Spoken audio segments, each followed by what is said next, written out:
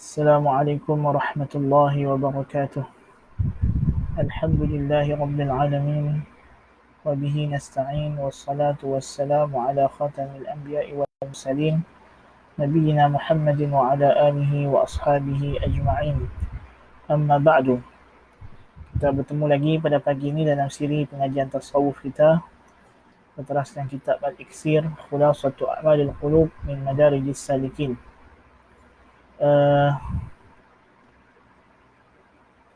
Kita dah bincangkan, kita masih lagi dalam manzilah at-taubah, masih lagi dalam peringkat pembincangan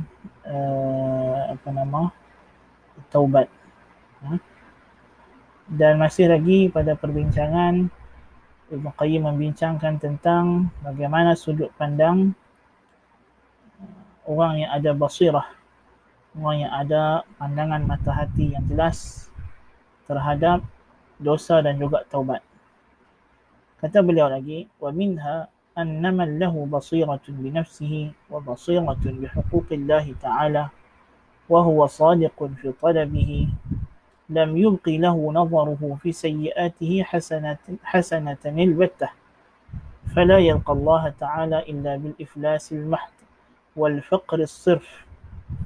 Dia kata di antaranya lagi orang yang ada basirah, penglihatan yang tajam dan jelas berkenaan kedudukan dirinya sendiri, dan pandangan yang tajam dan jelas berkenaan dengan hak-hak Allah Ta'ala, dan dia seorang yang benar dalam tuntutannya mencari redha Allah, tidak akan ada lagi yang membakikan pandangannya itu, tidak akan mensisakan pada dosa-dosanya itu sebarang kebaikan sekalipun.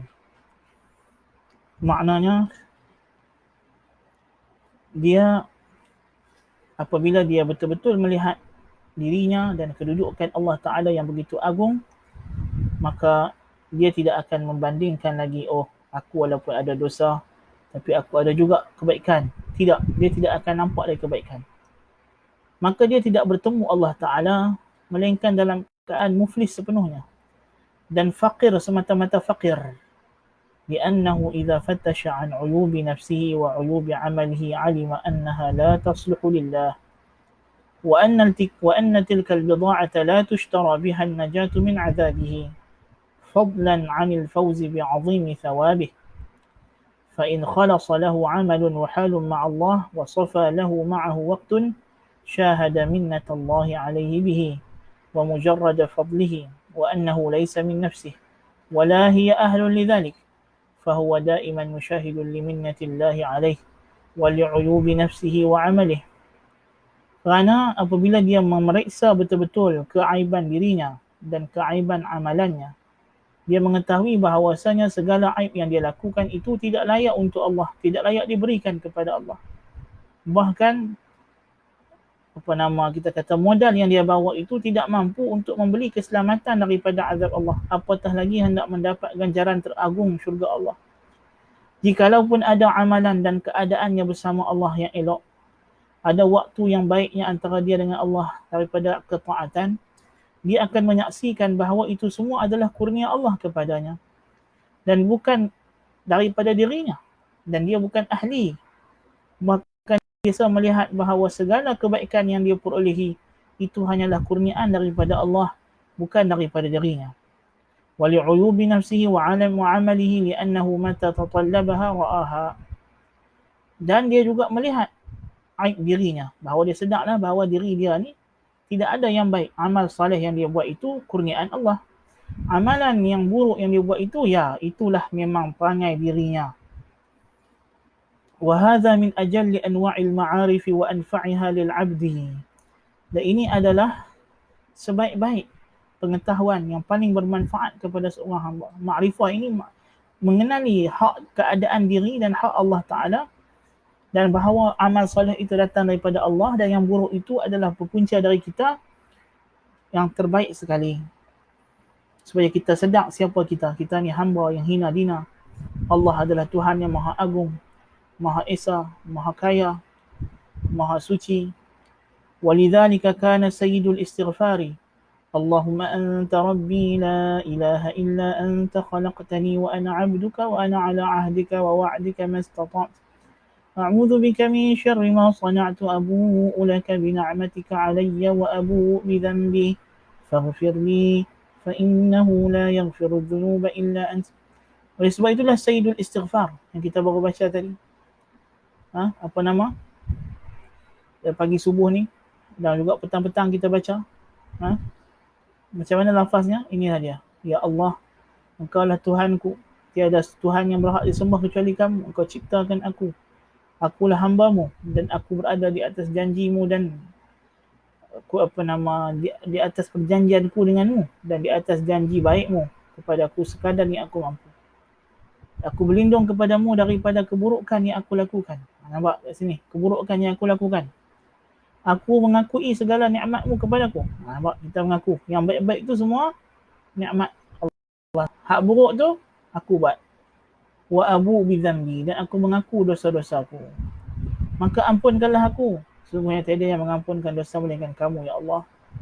فتضمن هذا الاستغفار الاعتراف من العبد بربوبيته وإلهيته وتوحيده والاعتراف بأنه خالقه والعالم به إذ أنشأه نشأة تستلزم عجزه عن أداء حقه وتقصيره فيه والاعتراف بأنه عبده الذي ناصيته بيده في قبضته لا مهرب له منه ولا ولي له سواه ثم التزام الدخول تحت عهده وهو أمره ونهيه الذي عهده إليه عليه لسان رسوله وأن ذلك بحسب استطاعته لا بحسب أداء حقه فإنه غير مقدور للبشر وإنما هو جهد المقل وقدر الطاقة ومع ذلك فأنا مصدق بوعدك الذي وعدته لأهل طاعتك بالثواب وأهل معصيتك بالعقاب فأنا مقيم على عهدك مصدق بوعدك ثم الاستعاذة والتصوم بك من شر ما فرطت فيه من أمرك ونهيك فإنك إن لم تعذني من شره وإلا أحاطت بي الهلكة فإن إضاعة حقك سبب الهلاك وأنا أقر لك وألتزم بنعمتك علي وأقر وألتزم بذنبي فمنك النعمة والإحسان والفضل ومني الذنب والإساءة فأسألك أن تغفر لي بمحو ذنبي وأن تقيني من شره إنه لا يغفر الذنوب إلا أنت. Apa maksudnya? Dalam istighfar ini terkandung padanya pengakuan, pengiktirafan daripada seorang hamba akan rububiyah Allah, ilahiyah Allah dan tauhidnya. Dan pengiktirafan bahawasanya Allah lah penciptanya yang mengetahui keadaannya. Kerana Allah itu telah menciptakan dia dengan satu penciptaan yang melazimkan dia hamba itu lemah daripada melaksanakan hak-hak Allah dan kurang dalam menunaikan hak-haknya. Dan pengakuan bahawasanya dia adalah hamba yang ubun-ubunnya terletak dalam genggaman tangan Allah. Tidak ada tempat lari baginya. Tiada baginya wali selain daripada Allah. Kemudian dia beriltizam untuk masuk di bawah ahdun, perjanjian dengan antara dia dengan Allah, iaitulah pesuruhan dan larangan Allah yang Allah telah sampaikan melalui para rasulnya. Dan itu adalah mengikut kemampuanku, bukan mengikut pelaksanaan hakmu ya Allah. Kerana kalau kita nak beribadat sesuai dengan hak Allah Ta'ala, tidak mungkin mampu manusia melakukannya. Yang kita boleh buat ialah sekadar yang kita mampu. Sesungguhnya ianya adalah usaha yang sangat sedikit dan mengikut kemampuan yang terhad. Namun demikian aku mengaku aku membenarkan segala janji-janjimu yang Engkau telah janjikan kepada orang yang taat dengan balasan yang baik dan kepada ahli maksiat dengan azab. Aku berjanji akan kekal berada di atas segala suruhan dan meninggalkan larangan. Aku membenarkan segala janji-janjimu yang baik dan juga ancaman-ancaman. Kemudian dia berlindung kepada Allah daripada kejahatan apa yang dia telah cuai padanya dalam suruhan dan larangan Allah. Kerana sesungguhnya jika Engkau ya Allah tidak melindungi aku daripada keburukan amalan-amalan tersebut, tentulah aku telah celaka dan musnah. Kerana mengabaikan hak-hak Kamu ya Allah adalah sebab kepada kemusnahan. Dan aku mengakui dan aku beriltizam dengan segala nikmat yang Kamu kurniakan kepadaku. Dan aku mengakui dan beriltizam akan dosa-dosaku. Daripada Kamulah nikmat dan segala ihsan dan segala kurniaan. Sedangkan daripada aku ini hanyalah dosa dan kekurangan dan amal-amal yang tidak baik. Oleh itu aku bermohon kepadamu ya Allah untuk Engkau ampunkan aku. Padamkan dosa-dosaku dan lindungilah aku daripada keburukan, kesan-kesan buruk dosaku. Sesungguhnya tidak ada yang mengampunkan dosa itu melainkan kamu ya Allah. Falihadza kana hadha ad-du'a sayyidal istighfar. Oleh sebab itulah istighfar ini Nabi SAW namakan sebagai sayyidul istighfar, penghulu istighfar. Idh huwa mutadamminun li mahdhil ubudiyah, kerana dia mengandungi semata-mata perhambaan. Fa ayyu hasanatin tabqa lil basir as-sadiq ma'a musyahadatihi uyub nafsihi wa 'amalihi wa minnatallahi alayh. Apa lagi yang akan ada kebaikan pada pandangan mata orang yang tajam penglihatannya tadi, yang benar, apabila dia menyaksikan segala aib dirinya itu dan amalannya dan juga kurniaan-kurniaan Allah kepadanya. Maknanya tidak ada lagi. So dari sudut itu kita kata orang yang basir, orang yang ada pandangan yang tajam, pandangan mata hati yang jelas, dia akan mengetahuilah bahawasanya segala yang baik daripada Allah Subhanahu wa taala dan segala yang buruk adalah daripada dirinya sendiri. Jadi sebab itulah kita kata pandangan yang keempat ni dia kena melihat kepada kedudukan jenayah dan sumbernya, iaitulah dirinya sendiri. So bila dia sedar bahawa dirinya adalah sumber jenayah, memang dia ni penjenayah, maka dia akan semakin bertaubat dan semakin melazimi taubat dan istighfar kepada Allah Subhanahu wa taala. An-nadharul khamis, yang kelima, pandangan apa lagi yang seorang yang basir ini kena tengok. Apa lagi pandangan seorang al-basir ni dia kena tengok bila dia buat dosa dan taubat. نظره إلى الآمر له بالمعصية المزين له فعلها الخاص له عليها الحاض له عليها وهو شيطانه الموكل به فيفيده النظر إليه وملاحظته اتخاذه عدوا وكمال الاحتراز منه والتحفظ واليقظة والانتباه لما يريده منه عدوه وهو لا يشعر فإنه يريد أن يظفر به في عقبة من 7 عقبات بعضها أصعب من بعض لا ينزل منه من العقبة الشاقة إلى ما دونها إلا إذا عجز عن الظفر به فيها. Dia kena melihat bila kita buat dosa, kita kena melihat dari sudut siapa yang suruh kita buat maksiat ni, siapa yang telah menghiaskan maksiat ni kepada kita sampai kita nampak ia elok, yang menggesa kita buat, iaitulah syaitan kita yang diwakilkan kepada kita. Setiap orang ada syaitan yang dihantar untuk menghasut dan menggodanya. Maka pandangannya ini akan memberikan faedah supaya dia mengambil syaitan ni sebagai musuh. Mana rupanya syaitan ni memang segala apa yang dia suruh, yang dia was-waskan kepada kita tak elok belakang. Dan menyebabkan kita akan mengambil langkah-langkah berjaga-jaga yang sepenuhnya. Dan kita sentiasa bersiap saga untuk mengelakkan daripada apa yang dikehendakkan oleh musuh kita ini dalam keadaan kita tak sedar.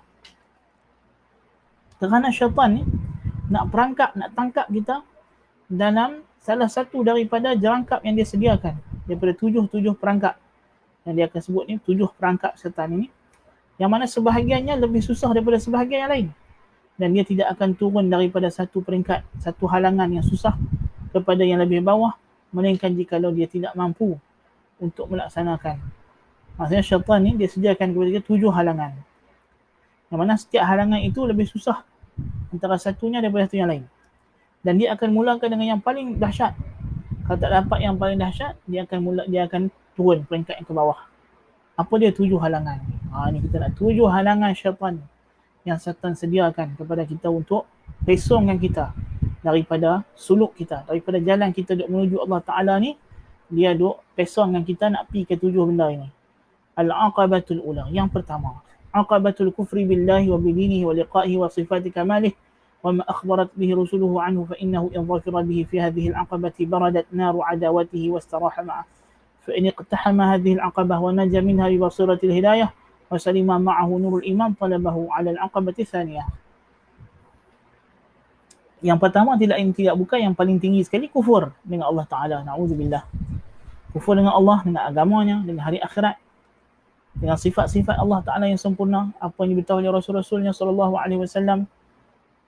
tentang Allah Ta'ala. Maka jikalau dia berjaya pada halangan ini, Islam kita bertanya, legalah api permusuhannya dengan manusia. Dan dia pun berehat bersama-sama orang tersebut kerana memang dah jadi geng lah. Kalau dia berjaya tarik kita kepada halangan yang pertama ini, memang kita jadi geng dia, jadi sahabat sejati dia. Na'udzubillah min dzalik. Kalau dia gagal dan kita selamat kerana kita dapat melihat hidayah dan ada cahaya iman, maka syaitan akan cuba nak pesongkan dia kepada halangan yang kedua. Apa dia? Wahiya aqabatul bid'ah. Imma bi'tiqadi khilafil haqqi alladhi arsalallahu bihi rasulah wa anzala bihi kitabah wa imma bitta'abbudi bima lam ya'dhan bihi min al-awda'i wal rusumi al-muhdathati fid din allati la yaqbalu Allahu minha syai'an. Yang bawah sikit daripada kufur, saudaranya jembatan kepada kufur, apa dia? Bid'ah. Sama ada dengan dia menyeru kita supaya beriktikad menyelisih yang hak yang Allah Ta'ala utuskan dengannya Rasulnya SAW dan dia turunkan dengannya kitabnya. Sama ada bid'ah itu bid'ah i'tiqad, yang paling besar, paling tinggi, na'udzubillah min dzalik. Dia pesong kita jadi Asy'ariyah, jadi Maturidiyah, jadi Sufiyah, na'udzubillah min dzalik. Dan lebih yang pertama tadi, yang peringkat atas jadi kufur, jadi Quburiyah, penyembah kubur. Peringkat bawah kedua ni jadi Asy'ariyah, jadi Mu'tazilah, na'udzubillah min dzalik. Jadi Khawarij, jadi Murji'ah.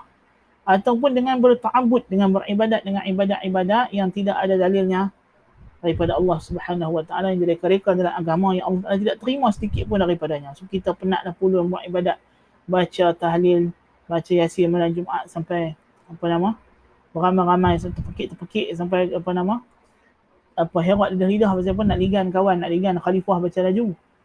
Kan kita pun duk sangka kata kita dapat pahala, rupanya kita sedang dipesongkan oleh syaitan. Na'udzubillah min dzalik. Al-aqabatul thalithah wa hiya aqabatul kabair. Kalau tak lepas, ini pun dia selamat pasal dia ahli sunnah wal jamaah, maka syaitan ada lagi perangkapnya, iaitulah dosa-dosa besar. وهي عقبة الكبائر فإن ظفر به فيها زينها له وحسنها في عينه وسوف به وفتح له باب الإرجاء. Kalau syaitan berjaya besongkan kita kepada dosa besar ini dan dia hiaskannya kepada kita dan bagi nampak benda tu elok pada kita, na'udzubillah, dia akan masukkan kepada kita bisikan supaya kita bertangguh-tangguh dengan taubat. Dan dia bukakan pintu supaya kononnya Allah Ta'ala Maha Pengampun, Allah Ta'ala Maha Penyayang, jangan risau. Kan? Dia pesongkan kita, na'udzubillah min dzalik. Pergi jadi golongan LGBT, na'udzubillah min dzalik. Jadi golongan maknya pondan. Lepas tu dia bisikkan kepada kita, tak apa, Allah Ta'ala Maha Pengampun, Allah Ta'ala Maha Rahmat, Maha Pengasih, Maha Penyayang. Nampak tak? Itu aqabah yang ketiga. Mungkin orang ini dia tak ada. Walaupun itu ialah menyebabkan dia akan berterusan dengan dosa besarnya tadi, dan lama kelamaan dia akan naik. Tuan-tuan kena ingat, dosa besar bawa kepada bid'ah. Bid'ah akan bawa kepada kufur. Maknanya syaitan, kalau dia tak dapat kufur, dia akan pasang perangkat yang kedua. Tapi perangkat yang kedua ini, walaupun nampaknya dia lebih ringan, tapi dia adalah jembatan nak pergi balik kepada yang pertama yang dia tak dapat tadi. Perangkat yang ketiga ini, walaupun lebih ringan daripada yang kedua, tetapi dia adalah jambatan penghubung untuk kita naik pergi ke perangkat yang kedua. Dan seterusnya naik kepada yang pertama. Na'udzubillah min dzalik. Kerana semuanya akan kembali kepada kufur. Na'udzubillah min dzalik. So ini perangkap-perangkap ataupun halangan-halangan disediakan syaitan. Kita akan bincang lagi pada hari Sabtu dan Ahad ni, insya-Allah. Perangkap yang ketiga, yang keempat, kelima, keenam dan ketujuh. Biiznillah ta'ala, mudah-mudahan Allah Ta'ala memberikan kita rezeki untuk bertemu lagi. Qultu lakum ma sami'tum, subhanakallahumma wa bihamdika, asyhadu an la ilaha illa anta, astaghfiruka wa atubu ilaik. Assalamualaikum warahmatullahi wabarakatuh.